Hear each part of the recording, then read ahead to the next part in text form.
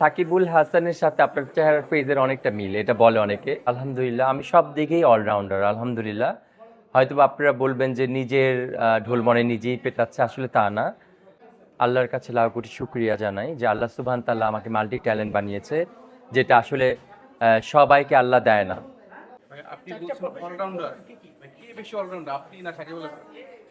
ভাই যার সাকিবুল হাসান। আচ্ছা, এখানে একটা মজার কথা বলি। অনেকে কিন্তু আমাকে মানে অনেক জায়গায় গেলে এই জিনিসটা বলে যে সাকিবুল হাসানের সাথে আপনার চেহারার ফেজের অনেকটা মিল, এটা বলে অনেকে। তো আসলে আমি মনে করি না যে মিল আছে, কিন্তু ওনারা অনেকে বলে মিল। তো আসলে সাকিবুল হাসান তো সাকিবুল হাসান, সে একজন প্লেয়ার, তার ব্যাপারটা ভিন্ন এবং তার ওয়েটাও ডিফারেন্ট। আর আমার ব্যাপারটা আবার ভিন্ন, কারণ আমি একজন শিল্পী, একদম ছোটোবেলা থেকেই শিল্পী। আমার বিভিন্ন ধরনের ডিজিগনেশন আছে, বিভিন্ন ধরনের স্কিল আছে আমার, যে স্কিলগুলো আমি ডেভেলপ করেছি। আপনারা রিসেন্টলি জানেন আমি বেশ কিছু মাস আগে ইন্ডিয়া মহারাষ্ট্র থেকে ফ্যাশন কোরিওগ্রাফি এবং পেজেন্ট ট্রেনিং নিয়ে এসেছি বাংলাদেশে, যেটা এখন আমি করাচ্ছি। এবং রীতিমতো বাংলাদেশে এটা নিয়ে ঝড় বয়ে যাচ্ছে একরকম, যে ডিফারেন্ট টাইপের ফ্যাশন কোরিওগ্রাফিগুলো আমি করাচ্ছি।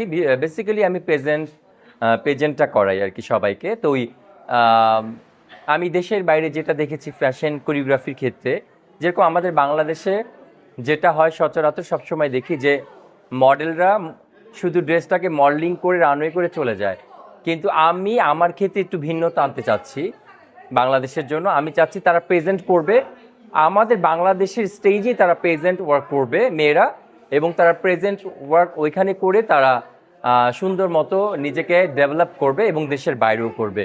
তো প্রেজেন্ট ওয়ার্কগুলো দেশের বাইরে অনেক বেশি, ওরা এটা নিয়েই সারাক্ষণ সব কিছুর মধ্যে ওদের প্রেজেন্ট ব্যাপারটা থাকে। যে কোনো একটা ড্রেসকে যদি কেউ রিকোয়ারমেন্ট করতে চায় বা যে কোনো একটা ড্রেসকে যদি তুলে ধরতে চায়, সেখানেও তারা আমি দেখেছি প্রেজেন্ট করেই তারা স্টেজে আসে। আমি সবার আগে আলহামদুলিল্লাহ, আমি আল্লাহর কাছে লাখ কোটি শুকরিয়া জানাই যে আল্লাহ সুবহান তাআলা আমাকে মাল্টি ট্যালেন্ট বানিয়েছে, যেটা আসলে সবাইকে আল্লাহ দেয় না। তো আল্লাহ সুবহান তাআলা আমাকে দিয়েছে আলহামদুলিল্লাহ, আমি সব দিকেই অলরাউন্ডার আলহামদুলিল্লাহ। হয়তো আপনারা বলবেন যে নিজের ঢোল মনে নিজেই পেটাচ্ছে, আসলে তা না। যেটা সত্যি, যেটা আল্লাহ সুবহান তাআলা দিয়েছে, সেটা আমি শুকরিয়া আদায় করি আলহামদুলিল্লাহ। কারণ দেখেন, সব কিছুই একটা শিল্প। আমরা যেটা করি এটা সবাই পারে না, তাহলে তো সবাই একই কাজ করতো। কেউ যদি ইন্টেরিয়র ডিজাইনার হতো, তাহলে ঘরে ঘরে ইন্টেরিয়র ডিজাইনার তৈরি হতো। কেউ যদি ফ্যাশন ডিজাইনার হতো, তাহলে ঘরে ঘরেই ফ্যাশন ডিজাইনার তৈরি হতো।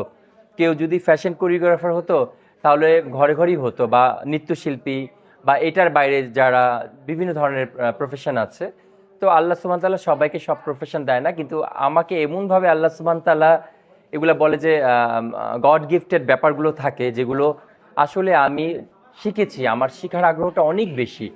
আমি যে কোনো জিনিস খুব বেশি স্টাডি করেছি এবং ওইটার উপর খুব বেশি রিসার্চ করেছি, এবং ওই জিনিসগুলো আমি শিখে রপ্ত করেছি এবং করছি। আর আমার যে প্রতিষ্ঠানটার নাম, সেটা হচ্ছে রুমি ইন্টেরিয়র হাউস, যেখানে খুব এক্সক্লুসিভ কালেকশন আপনারা পেয়ে যাবেন, যেখানে শ্যান্ডিলিয়ার থেকে শুরু করে ল্যাম্প, ব্রাকেট ল্যাম্প, অ্যান্ড হচ্ছে sofa setting arrange, bed design, এবং সব কিছু কিন্তু ম্যাক্সিমামই আমার সিগনেচার ডিজাইন।